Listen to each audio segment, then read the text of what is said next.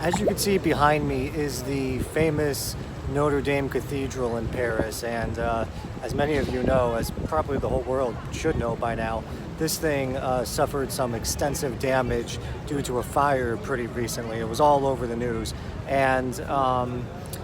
that specific news of the fire here didn't really sit well with me and a lot of other people around the world, not because of the fire itself, but because of the aftermath of this fire and the reality of what this fire proved about society in general.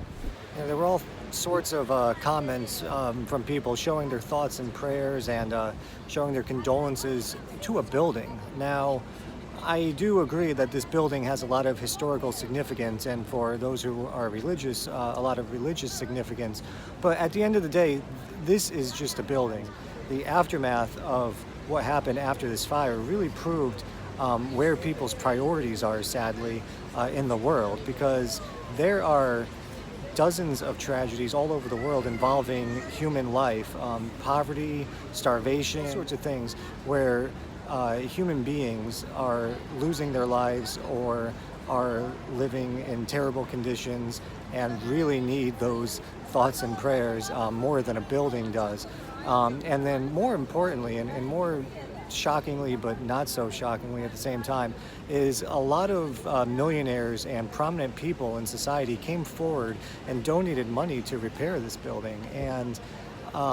that just goes to show that those same people with that type of money and resources to throw away to rebuild a building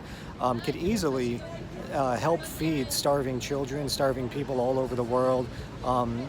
repair other places, other cities that desperately need it, a lot more than Paris does. So, it just was kind of sad and a little depressing to see where people's priorities lay when something like this happens, because, there's tragedies and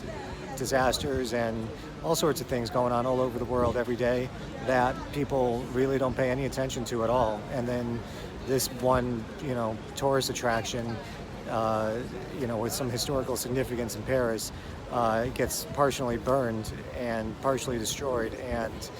people are going nuts over it and offering their help and thoughts and prayers and everything all over the world. So,